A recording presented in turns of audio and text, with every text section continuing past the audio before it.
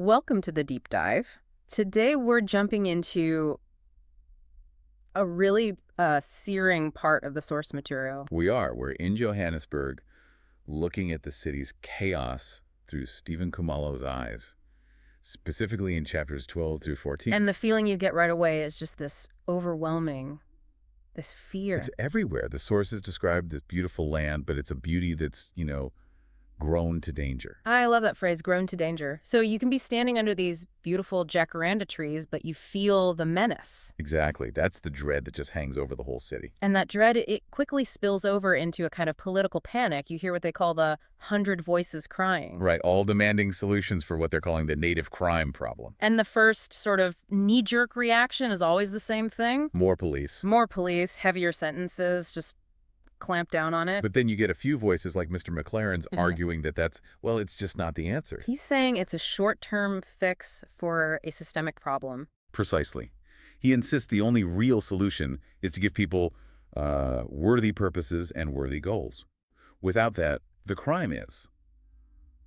It's just inevitable. Which brings us to that really painful debate about education. Oh, it's such a paradox. They have this statistic that only 4 out of 10 Native children are actually in school. So you have 6 out of 10 who are being, and this is a quote, educated in the streets. But the fear, the pushback, is that more schooling will just create clever criminals. It's this devastating dilemma, isn't it? The cost of neglect on one side and this deep-seated fear of empowerment on the other. And while the city is debating all these statistics, the human cost of it all just crashes down on one man. On Kumalo. Yeah, in chapter 13, he finds this tiny moment of peace at Ezinzalini, the place of the blind. But it's so fleeting, Right. Because then the realization hits him. That shattering line, the tribe was broken and would be mended no more. It's just utter despair. And Simaku tries to offer this spiritual counterbalance. With the sermon, right, about God opening blind eyes. Yeah, that promise that these things I will do unto them and not forsake them.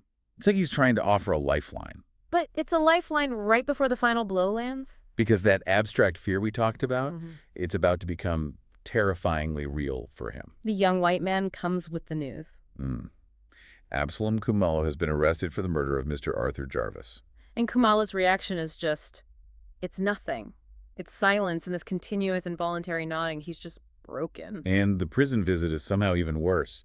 He asks Absalom why. Why did you do it? And the answers are just empty. He says he was frightened. Yeah, or he blames bad companions or even the devil. There's no moral center to it. And just when you think his grief can't get any deeper, he's betrayed by his own family. His brother, John, it's so cold and calculated, he immediately starts planning how to protect his own son. Even if it means throwing Absalom under the bus, he basically says, who will believe your son?